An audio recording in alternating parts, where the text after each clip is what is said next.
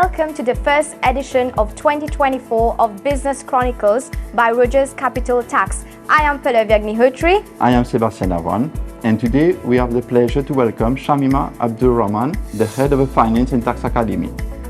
Followed by important tax deadlines for the month of April 2024, which will be presented by Tanuja Appajala, tax manager at Rogers Capital Tax.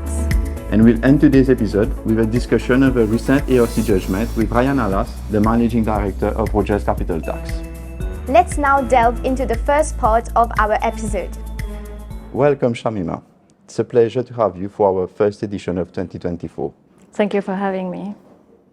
As a key figure at the helm of the Finance and Tax Academy, your background and expertise are pivotal in guiding its direction.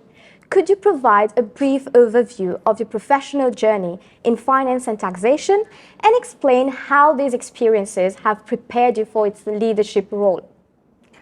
Well, Pallavi, it all started back in 1998, where I joined the income tax department then as a training inspector. And after successful completion of the exam, which was then set by the Public Service Commission, I was appointed as an inspector of taxes.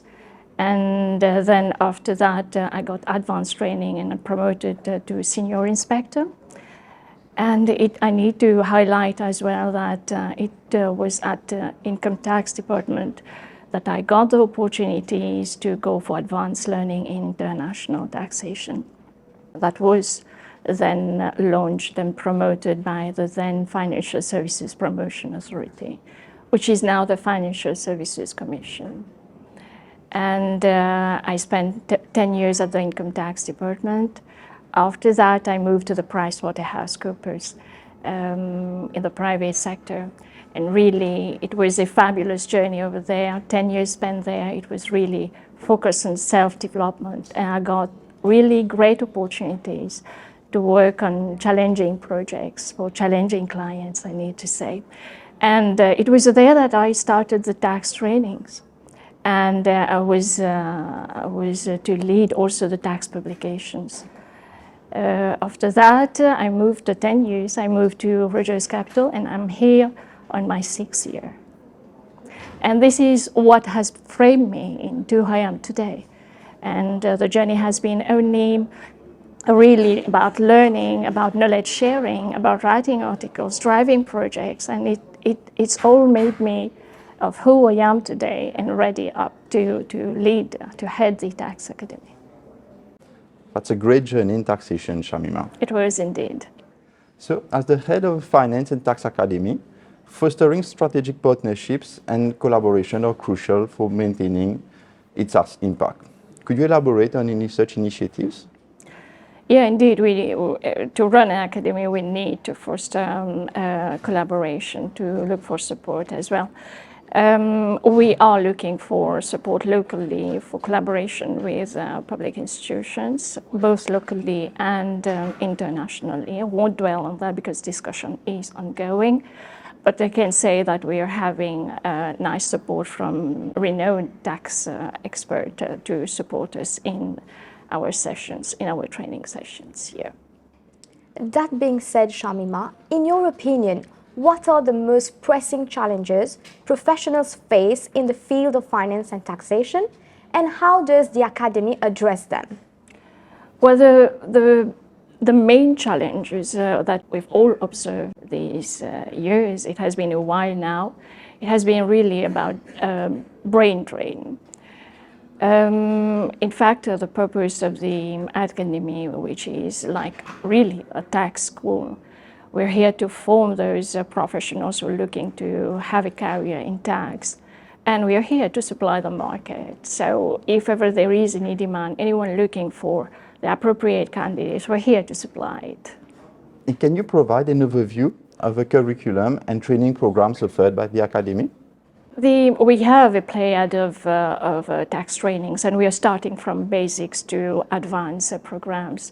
For the basics, we have fundamentals of Mauritius tax, which is composed of 2 modules: the Income Tax Act and the VAT. It runs over period of 8 to 9 months, a weekly program.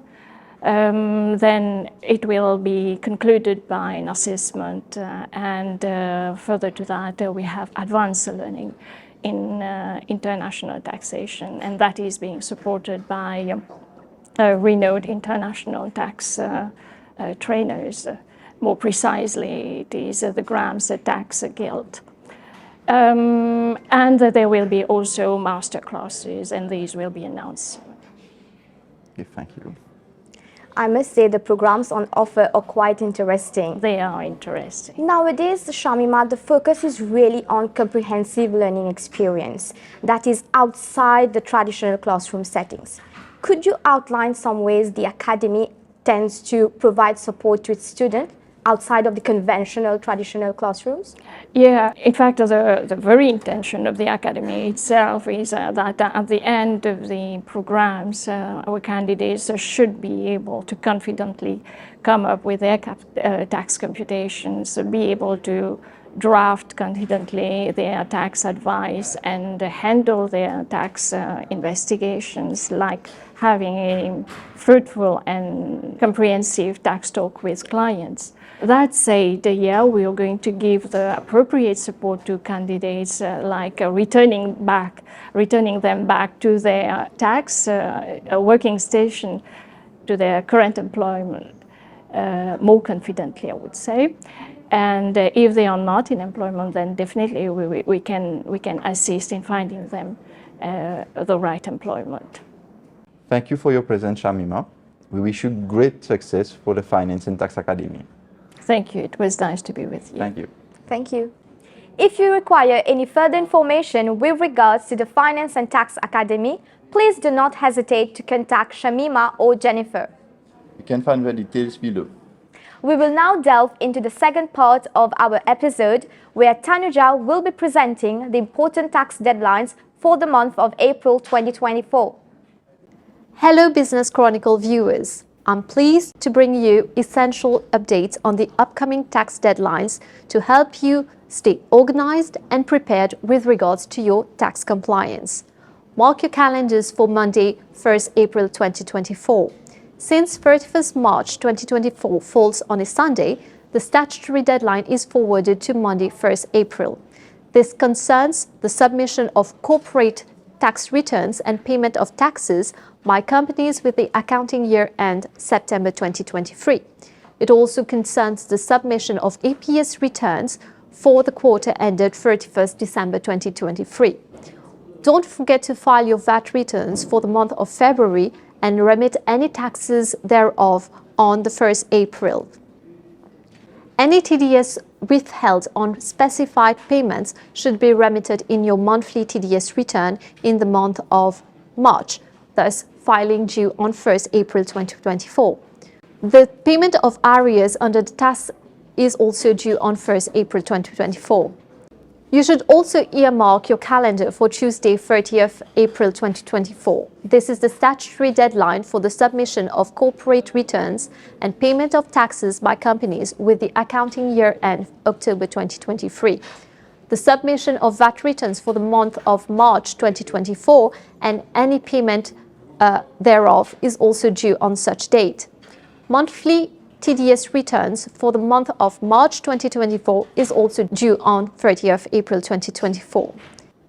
Stay tuned for more tax exciting updates. Hello Ryan.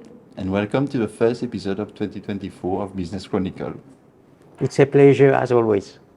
So Ryan, can you provide us a brief overview about the recent developments in taxation in Mauritius, focusing on the Supreme Court's decision in the case of Mode Yellow? Indeed, Pallavi, there has been a lot of things happening in the field of tax dispute resolution in Mauritius during the past 2 months.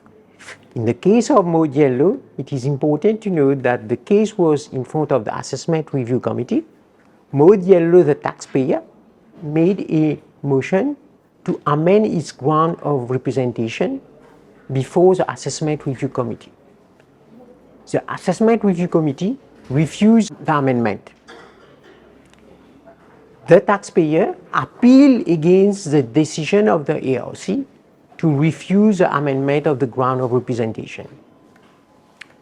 The Supreme Court ruled in favor of the MRA and held that it was premature for the taxpayer to appeal to the Supreme Court because the decision of the ARC to refuse the amendment to the ground of representation is not a final decision. The taxpayer can still raise that point if they lose a case on merits before the Assessment Review Committee. However, the Supreme Court did comment on the procedures adopted by the ARC, emphasizing the need for flexibility and stating that the ARC is not a court of law and should be more flexible than the court, and also more flexible than the previous tax appeal tribunal. And Ryan, what are the implications of this judgment? This judgment implies that there will probably be more cases held on merits by the ARC. The fact that more cases are heard on merits, this will definitely take more time. Consequently, it is crucial to consider allocating more resources particularly to the chairperson and the vice chairpersons to ensure efficiency in decision-making process. So Ryan, moving forward, can you tell us a bit about the decision that was rendered by the Supreme Court in the case of SMit Salvage? Sure. It is worth mentioning, before I start commenting on the SMit Salvage case, that the Mauritius Revenue Authority has applied for conditional leave to the Supreme Court to appeal against the decision of the Supreme Court to the Privy Council. To better explain this case, I would use the analogy of an individual visiting a restaurant to buy sushi. If the restaurant decides to charge VAT on the sushi, the individual may agree with the decision or may not agree. But whatever the decision, whether he is agreeable that VAT is applicable on sushi or VAT is not applicable on sushi, if the restaurant has taken the decision to apply VAT on sushi, and he really wants to eat the sushi, he will need to pay the VAT. What he can do afterwards, he can write a letter to the MRA or make an application for a ruling to ask the Director General to confirm whether there is VAT on sushi or not. If the Director General of the MRA rules that VAT is applicable on sushi, the taxpayer can still appeal against this decision before the Assessment Review Committee. This is the implication of the SMit Salvage judgment. It is essential to highlight that the SMit Salvage case established that taxpayers can only apply against VAT ruling if they pertain to the taxability of a supply or if they involve a taxpayer's registration or deregistration for VAT. It is worth noting that this judgment is not entirely new, as the same pronouncement was made by the Supreme Court in the case of Insurers Association versus the Assessment Review Committee. So Ryan, you've been mentioning about VAT ruling. Can a taxpayer appeal against an income tax ruling? It is important to clarify that while taxpayers have the option in certain cases to appeal against a VAT ruling, there is no such provision in the Income Tax Act that allows for appeal against income tax rulings. In many countries, like the UK, the New Zealand, and Malaysia, taxpayers can appeal directly against decisions made by tax authorities similar to what's allowed in our VAT Act, and there is a specific reason for this. This is because in vast cases, the person affected by the tax authority's decision is not necessarily the legal taxpayer. that is the one who remit the tax to the tax authority. It can also be the economic taxpayer, which in our case is the individual who buys sushi. In the case of SMit Salvage, it was SMit Salvage who was the economic taxpayer. It is important to highlight that in the case of Dairy versus the Mauritius Revenue Authority, the Supreme Court highlighted that a tax law which doesn't provide a taxpayer any recourse of appeal, it can be considered as unconstitutional. Thank you, Ryan, for such valuable insights. It was a pleasure as always. We Thank look forward to meet you next time. That's all for today's episode of Business Chronicles. See you in the next one.